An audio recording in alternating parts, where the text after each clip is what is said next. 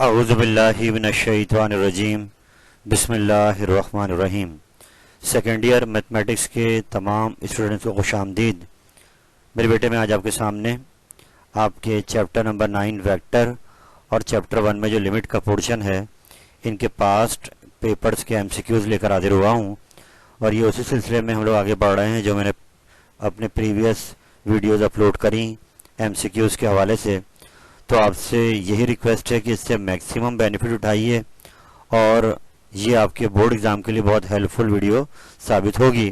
तो आइए इसका आगाज़ करते हैं। याद रहे बेटे, वेक्टर आपका रिड्यूस सिलेबस में जो लिया गया है पोर्शन वो 9.5, 9.6, 9.7 है। फिर भी मैंने यहाँ पर जो वेक्टर से एमसीक्यूज आए हैं पास्ट ईयर में वो मेजॉरिटी एमसीक्यूज आपके सामने पेश कर दिए हैं। आइए स्टार्ट करते हैं। पहला एमसीक्यू आपके सामने आ रहा है और ये एक्सरसाइज 9.6 में आपने देखा है कि अगर तीन वेक्टर को प्लेनर हों यानी उनकी डायरेक्शन तीनों की सेम हो, तीनों एक ही प्लेन पे आ रहे हों, तो बताइए ये सिंबल है स्केलर ट्रिपल प्रोडक्ट का और इसी को हम वॉल्यूम ऑफ पैरेललोपाइप का सिंबल भी कहते हैं। और क्योंकि बेटा अगर वेक्टर को प्लेनर तीनों हो जाएंगे तो वहाँ पैरेललोपाइप बनेगा ही नहीं, इसलिए उसके स्केलर ट्रिपल प्रोडक्ट का आंसर या वॉल्यूम पैरेललोपाइप का आंसर 0 आएगा। तो यहाँ पर 0 इज द करेक्ट आंसर। चलते हैं आगे। नेक्स्ट एमसीक्यू आपके सामने आ गया है जहाँ पे एक वर्ड यूज कर रहे हैं direction cosines of the vector. तो मेरे बेटे ये रिलेटेड है यूनिट वेक्टर से, यानी हमें यहाँ पर इस जो गिवन वेक्टर है इसका तैयार करना होगा यूनिट वेक्टर, और वही जो आंसर आएगा उसमें ये जो कोफिशिएंट हैं आई, जे और के यही हमारा आंसर होंगे फ्रॉम डेट यूनिट वेक्टर। तो हमने क्या किया, हमने पहले इस वेक्टर की मैग्नीट्यूड निकाली क्योंकि हमें बनाना है इसका यूनिट वेक्टर। मैग्नीट्यूड आपको फॉर्मूला सामने है, मैट्रिक की फिजिक्स में पढ़ा है आपने और फर्स्ट ईयर फिजिक्स में पढ़ा है। तो ये मैग्नीट्यूड निकालने के बाद √3 जब आ गई तो यूनिट वेक्टर का फॉर्मूला है वेक्टर अपॉन इट्स मैग्नीट्यूड, तो हमने उसको रख दिया, फिर उसके एलसीएम ब्रेक कर दिया। और अब इस फॉर्म में जब लिखेंगे तो आई जे के, कॉमे से पहले आई है, कॉमे के बाद जे, कॉम फिर के, तो यहाँ कोफिशिएंट हमने उठाने हैं, इसलिए आपका ये डी ऑप्शन है लास्ट ऑप्शन ये करेक्ट है। चलते हैं आगे। नेक्स्ट एमसीक्यू आपके सामने आ गया है फिजिक्स से रिलेटेड। फर्स्ट ईयर फिजिक्स में पढ़ चुके हैं कि अगर दो वेक्टर्स आपस में परपेंडिकुलर हो जाएं तो उनके डॉट प्रोडक्ट का आंसर 0 आता है, बिकॉज डॉट प्रोडक्ट में कॉज आता है और कॉज क्योंकि वेक्टर परपेंडिकुलर था एंगल 90 डिग्री और कॉज 90 0, तो ये उनके डॉट प्रोडक्ट का आंसर क्या आएगा 0। तो C option 0 is the correct answer. Move forward. यहाँ हमारे सामने एक बात ध्यान में रखिए अपने बेटे की, जैसे आई जे के की फॉर्म में लिखते हैं ऐसी इस ब्रैकेट की फॉर्म में वेक्टर को लिखा जा सकता है। याद रहे कि कॉमे से पहले आई का कोएफिशिएंट है, फिर जे और फिर के। तो ये वेक्टर में दिया हुआ और हमसे इसकी मैग्नीट्यूड मांगी जा रही है, तो बहुत ही आसान काम करना है कि मैग्नीट्यूड का फॉर्मूला को पता ही है कि आई वाले कोएफिशिएंट का स्क्वायर प्लस जे वाले कोएफिशिएंट का स्क्वायर प्लस के वाले कोएफिशिएंट का स्क्वायर। तो हमने वैल्यूज को पुट करा, बाद में स्क्वायर से माइनस साइन प्लस हो गई और रूट कैंसिल हो गया। Same here minus sign plus हो गई और रूट स्क्वायर से कैंसिल हो गया और √9 का answer 3। It means B option आपका करेक्ट आंसर है। चलते हैं आगे। नेक्स्ट क्वेश्चन बिल्कुल पिछले सवाल की तरह कि आपको एक वेक्टर दिया हुआ है और आपसे उसकी मैग्नीट्यूड मांगी जा रही है। वहां वो ब्रैकेट की फॉर्म में दिया हुआ था, यहाँ पर आई जे के फॉर्म में दिया हुआ है। आपने वहां से लाकर आई जे के कोएफिशिएंट फॉर्मूले में रख दिए और √14 आपका करेक्ट आंसर है, यानी ऑप्शन सी। आगे चलते हैं। नेक्स्ट एमसीक्यू आपके सामने आ गया और एक बार फिर वर्ड यूज कर रहा है unit vector in direction of this vector, यानी आपको पता है कि जब डायरेक्शन सेम होगी तो वो पैरेलल वेक्टर्स कहलाते हैं। तो हमने बस इसका यूनिट वेक्टर निकालना है। तो क्या किया गया यहाँ पर कि पहले इसकी मैग्नीट्यूड निकाली हमने और बाद में इस वेक्टर को ऊपर रख के उसकी मैग्नीट्यूड से डिवाइड कर दिया, तो वो आ जाएगा यूनिट वेक्टर जो इस डायरेक्शन में होगा, यानी आपका सी ऑप्शन करेक्ट आंसर है। आगे चलते हैं।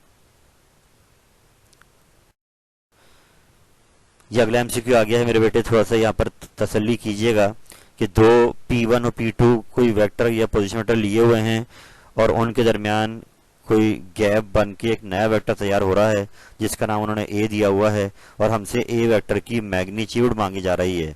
यानी ओरिजिन से पहले P1, फिर ओरिजिन से P2 और P1 P2 के गैप को उन्होंने ए वेक्टर का नाम दिया है। तो जब भी इस टाइप का एमसीक्यू आए मेरे बेटे तो इस लाइन पे गौर कीजिएगा कि जिसके बाद यानी सेकंड में जो लिखा हो वो आपने पहले रखना है। जैसे मैं यहाँ पर P1 P2 का पहले वेक्टर बनाऊंगा तो मैंने P2 वेक्टर पहले लिखा है माइनस साइन और फिर P1 वेक्टर, यानी ये आप याद रखेंगे जो बाद में आएगा वो वेक्टर आपको यहाँ पहले लिखना है और जो पहले आएगा वाला बाद में, बीच में माइनस साइन।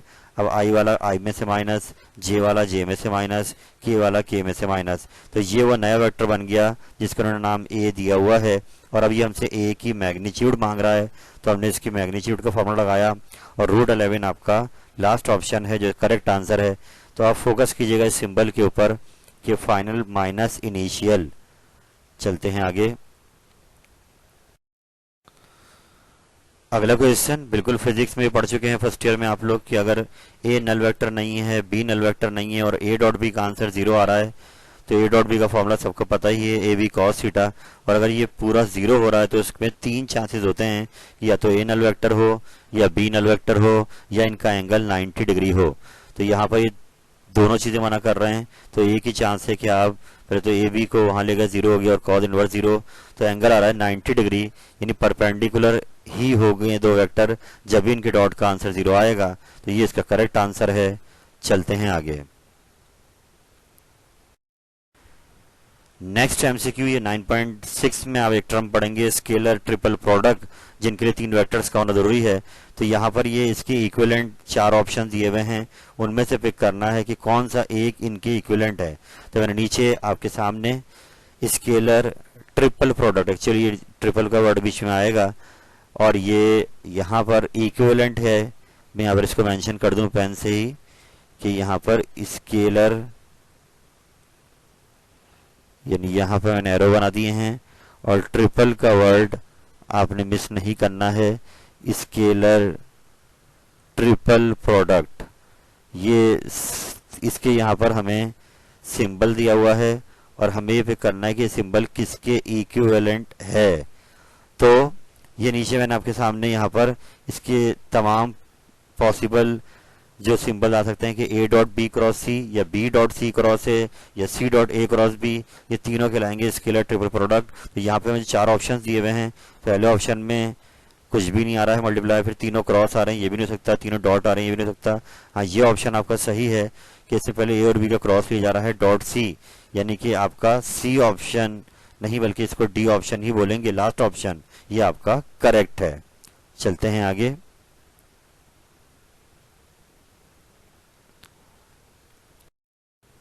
इस टाइप का एमसीक्यू हम लोग ऊपर कर आए हैं तो मेरा ख्याल है कि आप लोग खुद देखेंगे कि P1 P2 दोबारा दे दिए गए और फिर हमसे ये वेक्टर की मैग्नीट्यूड मांग रहा है। तो मैं उम्मीद करूंगा कि आप पिछले वाले को देखकर फाइनल माइनस इनिशियल करेंगे और फिर 5 आपका बी ऑप्शन करेक्ट है। चलते हैं आगे। यहाँ पर मेरे बेटा 2 ब्रैकेट में यहाँ पर वेक्टर्स को यूज कर इन्होंने एक्सप्रेशन बनाया हुआ है और इसको हमें सिंप्लीफाई करना है। याद रहे ये ए और बी वेक्टर्स हैं तो नीचे मैंने यहाँ पर क्योंकि बीच में क्रॉस प्रोडक्ट आ रहा है तो क्रॉस प्रोडक्ट के लिहाज से इनका ब्रैकेट दोनों का खोल दिया गया। तो पहले ए से क्रॉस हो गया, फिर ए बी से क्रॉस हो गया। तो आप देख सकते हैं फर्स्ट टर्म ए से आ गई, फिर ए बी के साथ आ गई, अब माइनस साइन फिर बी ए के साथ आ गया, माइनस साइन बी ए के साथ आ गया और फिर माइनस साइन बी बी के साथ आ गया। यहाँ पर एक ख्याल रखिएगा कि दरमियान में इधर माइनस आनी है, ये मैं यहाँ पर पेन से कर देता हूँ कि आपको बाद में प्रॉब्लम ना हो कि ये एक्चुअली यहाँ पर क्या है माइनस साइन है। तो मैं इसको माइनस कर देता हूँ कि दरमियान में यहाँ पर आपने माइनस लेना है। तो अब हम क्या करने जा रहे हैं कि पहले हमने ब्रैकेट खोला और इसके बाद अब हम फिजिक्स में पढ़ चुके हैं फर्स्ट ईयर में कि सेम वेक्टर का क्रॉस प्रोडक्ट 0 होता है क्योंकि उनका एंगल 0 डिग्री बनेगा तो साइन 0 क्या हो जाएगा 0। तो ये अब आप याद कर लें कि ए क्रॉस ए भी 0 हो जाएगा, बी क्रॉस बी भी 0 हो जाएगा। तो ये पहली और आखिरी टर्म तो 0 0 हो गई, अब रह गई बीच की 2 टर्म। वहां पर आपने फर्स्ट ईयर फिजिक्स में पढ़ा है कि cross product is not commutative, rather अगर हम माइनस साइन लगा देंगे तो वो पोजीशन चेंज की जा सकती है। तो मैंने माइनस बी क्रॉस ए को ए क्रॉस बी लिख दिया, इट मीन्स यहाँ से माइनस बी क्रॉस ए हटाया जाएगा और वहाँ पर प्लस ए क्रॉस बी लिख दिया जाएगा, और अभी दोनों ही ए क्रॉस बी हो गए, तो 1 + 1 क्या हो गया 2। It means last option is the correct answer. चलते हैं आगे। अब यहाँ से बॉयज वेक्टर के एमसीक्यूज खत्म हुए और लिमिट जो पोर्शन लिया गया है अभी कोविड के जो सिलेबस में, उसमें चैप्टर 1 में लिमिट की ही एक्सरसाइज ली गई हैं, तो मैंने वहाँ से एमसीक्यूज उठाए हैं आपके सामने। तो ये बहुत इजी है कि यहाँ पर आपको याद होगा कि हम ख्याल रखते हैं कि 0.0 ना बने, इन्फिनिटी अपॉन इन्फिनिटी ना बने, तो हम अभी लिमिट अप्लाई नहीं करेंगे क्योंकि फिर ऊपर भी 0 आ जाएगा, नीचे भी 0 आ जाएगा, बल्कि पहले हम फैक्टराइज कर फॉर्मूला खोल देंगे a² - b² का, और एक ब्रैकेट माइनस वाला कट जाएगा, और x + 2 जब बचेगा तो लिमिट अप्लाई कर देंगे, और 2 + 2 4 हो गया। इट मीन्स बी ऑप्शन आपका करेक्ट आंसर है। ये एमसीक्यू जो आपके सामने आया है पास्ट ईयर में बहुत बार आ चुका है। यहाँ पर आपको लिमिट का एक फॉर्मूला लग रहा है जो याद रखना है कि limit x tends to 0 sin x upon x ये 1 के बराबर है, यानी जो एंगल साइन के साथ ऊपर आ रहा है वही डिवाइड में आएगा तो ये 1 बनेगा। अब यहाँ सिचुएशन ये कि ऊपर 7/3 आ रहा है x के साथ, नीचे नहीं आ रहा, तो हमने क्या करना है कि पहले मल्टीप्लाई और डिवाइड करना है 7/3 से, तो डिवाइड का 7/3 नीचे लगा दिया और मल्टीप्लाई का 7/3 आपके सामने आ गया। लेकिन अब इतना हिस्सा पूरा ये फॉर्मूला लग जाने की वजह से 1 के बराबर है, मल्टीप्लाई करेंगे 7/3 से, तो 7/3 ही आपका करेक्ट आंसर है। ये एमसीक्यू एग्जाम में बहुत बार आ चुका है, you have to repeat it many times. चलते हैं आगे। मेरे बेटे यहाँ पे ज़्यादा सोचने की जरूरत नहीं है कि ये एक फॉर्मूला है जो कि आपको याद करना है कि ये ई के बराबर होता है। ये लिमिट के सवाल में भी अप्लाई होगा, तो इसलिए इसको याद करना जरूरी है कि ये ई के बराबर है।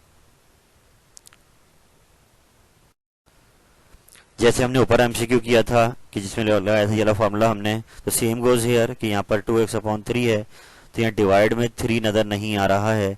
जब तक 2x डिवाइड में 3 नहीं आएगा ये 1 के बराबर नहीं होगा।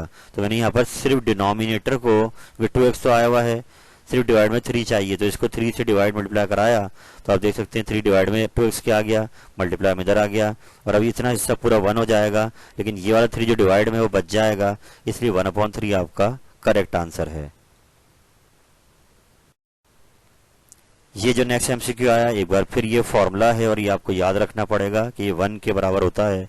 रिपीट करेंगे बार बार तो ये याद हो जाएगा इंशाल्लाह ताला। चलते हैं आगे नेक्स्ट एमसीक्यू पर। ये आपके सामने लिमिट का अगला एमसीक्यू आ गया। एक बार फिर साइन 0.10 करेंगे तो 0.0 आ जाएगा, इसलिए हमें 10 को ब्रेक करना होगा साइन अपॉन कॉज में। इस साइन से ये साइन कैंसिल और ये कॉज डिवाइड की डिवाइड से मल्टीप्लाई में चला जाएगा, और अब कॉज 0 1 होता है, इसलिए इसका पहला ऑप्शन करेक्ट है।